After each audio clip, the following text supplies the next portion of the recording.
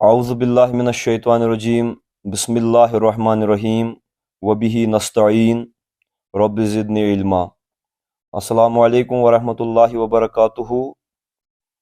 مختلف عزیزان گرامی نے سماج میں پنپنے والے مختلف مسائل اور حالات حاضرہ میں جو مختلف عوامل اسلامی معاشرے کو درپیش ہیں اس کے بارے میں کچھ گفتگو کرنے کی گزارش کی ہے۔ تو اس حوالے سے جو میرے خیال میں سب سے برننگ ایشو ہے اور جو سب سے اہم سوشل ایشو ہے میرے خیال میں وہ رشتے ازدواج کے حوالے سے ہے، کیونکہ جو ہے رشتے ازدواج کے حوالے سے مسلم معاشرے میں اتنے زیادہ کنفیوژنز پیدا ہوتے ہیں کہ پریکٹیکلی اگر آپ دیکھیں گھر ٹوٹ رہے ہیں، family is a system, family is a bond is disintegrating day by day. عورتوں اور مردوں میں جو ہے رشتے ازدواج میں جو حقوق اور ریسپانسبلٹیز کا تناسب ہے وہ لائن کہیں جو ہے گم ہو رہی ہے۔ بچوں کی تربیت کے مسائل ہیں جو اسی رشتے ازدواج سے جڑے ہوئے ہیں، اور اس کے پھر لارجر سوسائٹل جو ہیں ریمیفیکیشنز بھی ہوتے ہیں۔ تو اس حوالے سے میں چاہوں گا کہ رشتے ازدواج کو لے کر کے نکاح ایز این انسٹیٹیوشن، جو اسلام میں نکاح کو ایک مقدس جو ہے مقام حاصل ہے، رشتے زوجیت کو ایک مقدس مقام حاصل ہے، اس کے بارے میں کچھ گفتگو ہو جائے، اور جو اس کے بارے میں مختلف سوشل ٹبوز ہیں،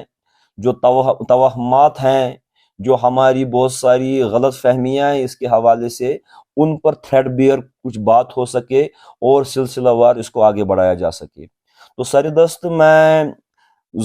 رشتے ازدواج کے حوالے سے بات کروں گا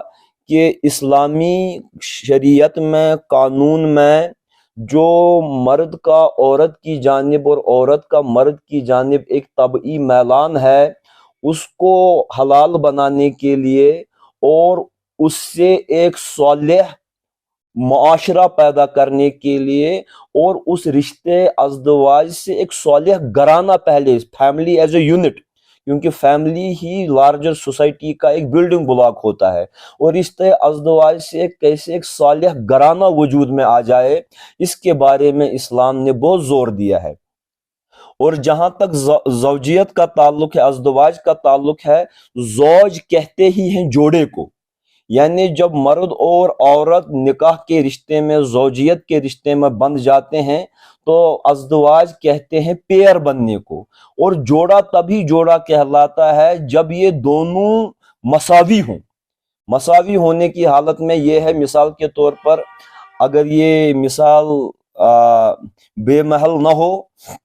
تو میں یہ عرض کروں، مثال کے طور پر آپ بازار سے کوئی جوتا خریدیں گے، اور اب اگر آپ کو جوتا خریدنا ہے تو آپ کو جوڑا چاہیے،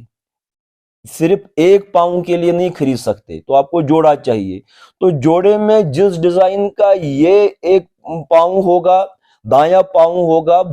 بائیں پاؤں کا جوتا بھی جو ہے اسی کا جوڑ ہونا چاہیے، اسی ڈیزائن کا ہونا چاہیے۔ مثال کے طور پر آپ نے ایک جوتا جو ہے دائیں پاؤں کا 7 نمبر کا لایا ہے، تو دوسرے پاؤں کے لیے آپ 9 نمبر کا جوتا نہیں لا سکتے، دوسرے پاؤں کے لیے بھی جو آپ کا جوتا ہے وہ بھی 7 نمبر کا ہی ہونا چاہیے۔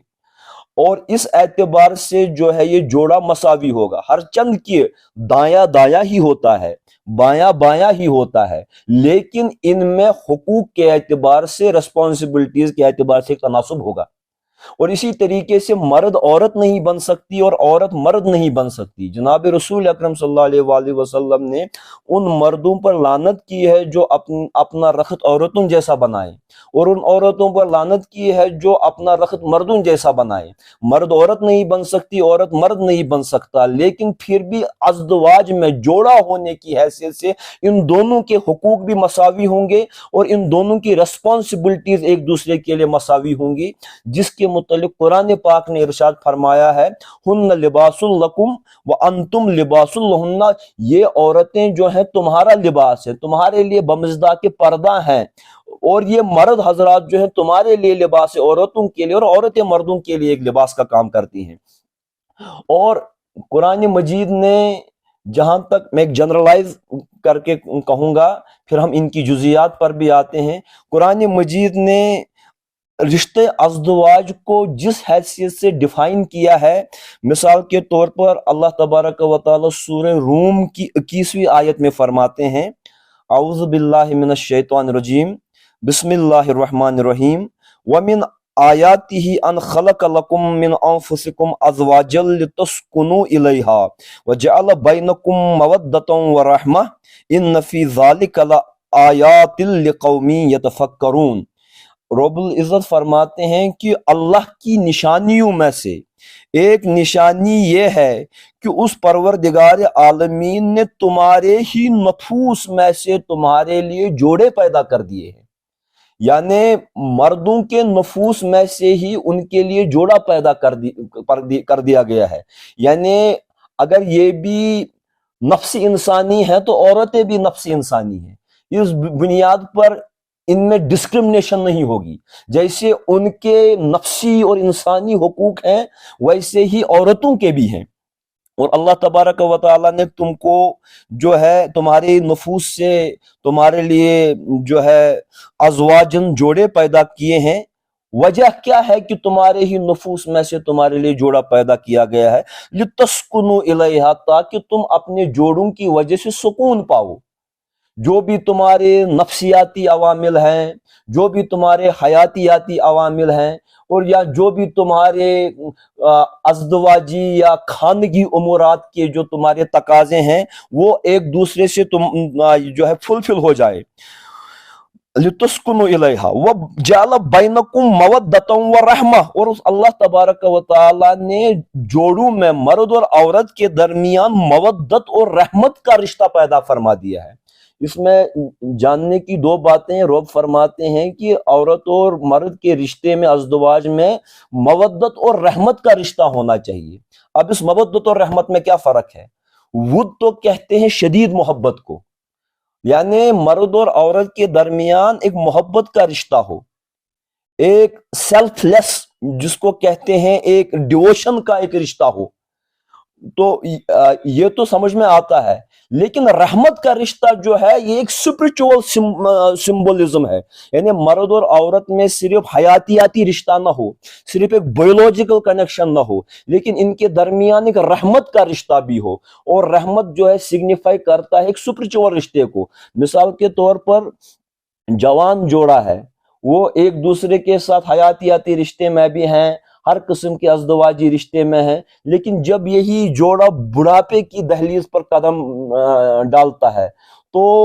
بہت ساری زندگی کی رمقیں ان میں کم ہوتی ہے، لیکن اس وقت بھی وہ ایک دوسرے کے ساتھ کیسے فیتھ فل رہ سکتے ہیں، وفادار رہ سکتے ہیں، جبکہ ان کے بایولوجیکل رشتے کے علاوہ بھی ان میں ایک سپرچول بانڈ قائم ہوا ہو۔ یعنی ہماری جو فیملیل ٹائز ہیں مرد اور عورت کی، اس میں یک گونا ایک سپرچول رشتہ بھی ہونا چاہیے، یعنی مرد عورت کو ذات حق کی معرفت کے لیے ابھارے، اور عورت مرد کو اسی طریقے سے ذات حق کی معرفت میں تعاون پیش کرے، جس سے ان کے آنے والی جنریشنز بھی جو ہے صالح بن سکے، اور اس سپرچول سگنیفیکینس سے ان کے ازدواج میں دوام آ سکے۔